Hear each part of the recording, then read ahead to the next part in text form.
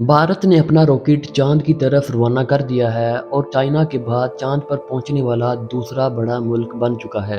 भारत, जिसका नाम सुनते ही जहन में गुर्बत की इमेजेस बनना शुरू हो जाती हैं, वही मुल्क आज चंद उन ममालिक की लिस्ट में शामिल होने जा रहा है जो चांद तक पहुंच चुके हैं। यहाँ पर सवाल ये है कि क्या भारत का ये मिशन वाकई में ही पाकिस्तान के लिए एक खतरा है? आखिर वो क्या चीज़ है जो भारत को तीसरी मर्तबा इस मिशन की जानिब खींच लाई है? भारत अब तक 3 मिशन लॉन्च कर चुका है और इन पर अब तक ठीक ठाक पैसा भी लगा चुका है। भारत अभी तरक्की पजीर ममालिक में शामिल है, यानी ऐसा मुल्क है जो अभी तरक्की कर रहा है। इसे चाहिए था कि ये पैसा अपने लोगों पर लगाए, लेकिन भारत ऐसे मिशन पर पैसा खर्च कर रहा है जिसमें वो पहले ही 2 मर्तबा नाकाम हो चुका है। भारत चांद के उस हिस्से पर पहुंचना चाहता है जहां पहले ही बड़े बड़े ममालिक नाकाम हो चुके हैं। आखिर भारत के इरादे क्या हैं? स्टे अपडेटेड की वीडियोस में एक बार फिर से खुश आमदीद। किसी भी मुल्क को अपनी सैटेलाइट लॉन्च करने के लिए एक सैटेलाइट लॉन्चर की ज़रूरत होती है और इस चीज़ के लिए वो किसी दूसरे मुल्क का सहारा लेता है। जैसे अगर पाकिस्तान को अपनी सैटेलाइट लॉन्च करनी हो तो वो चाइना का सहारा लेता है और इस चीज़ के लिए चाइना ठीक ठाक चार्ज करता है, यानी एक बड़ी रकम वसूल करता है।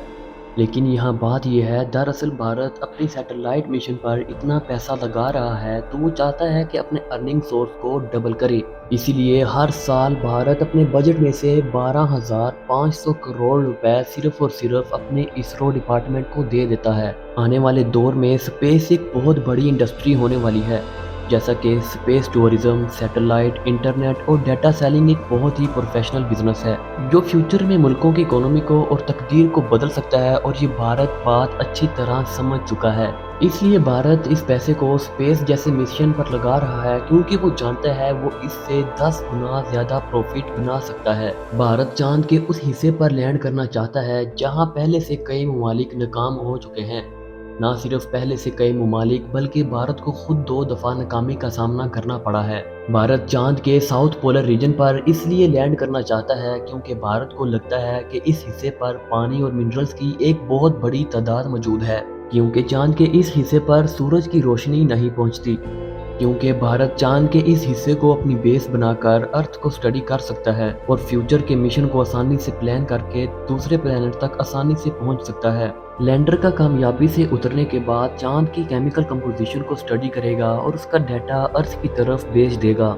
मजीद ये कि इसके अंदर जल्जलों को डिटेक्ट करने का इंस्ट्रूमेंट भी मौजूद है और ये सोलर वेव्स के असर को भी दिखा सकता है। इसरो की सबसे बड़ी कामयाबी ये है कि इसने इसके अंदर शेप नामी इंस्ट्रूमेंट को भी ऐड किया है जो जमीन के अलावा बाकी सियारों की भी खोज कर सकता है और इसके अलावा जमीन पर कम्युनिकेशन का काम भी करेगा। इसकी वजह से कनेक्शन लॉस्ट का मसला खत्म, डाटा प्राइवेसी का मसला खत्म और किसी और मुल्क की सैटेलाइट इस्तेमाल करने का मसला भी खत्म हो जाएगा।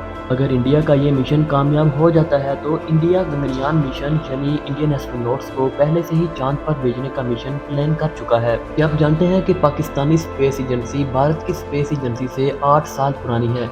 यानी इंडिया ने अपनी स्पेस एजेंसी की बुनियाद 1969 में रखी, जबकि पाकिस्तान ने अपनी स्पेस एजेंसी की बुनियाद 1961 में रखी थी। आप इस बात से बखूबी अंदाजा लगा सकते हैं कि पाकिस्तानी स्पेस एजेंसी स्पार्को आज किस जगह पर है और इंडियन स्पेस एजेंसी कहां से कहां तक पहुंच चुकी है। लिहाजा मेरी भी दुआ है कि अल्लाह पाकिस्तान को एक ऐसा लीडर दे जो पाकिस्तान के मुफाद के बारे में भी सोचे। उम्मीद है आप स्टे अपडेटेड की ये वीडियो भरपूर लाइक और शेयर करेंगे और आपके प्यार भरे कमेंट्स का बेहद शुक्रिया।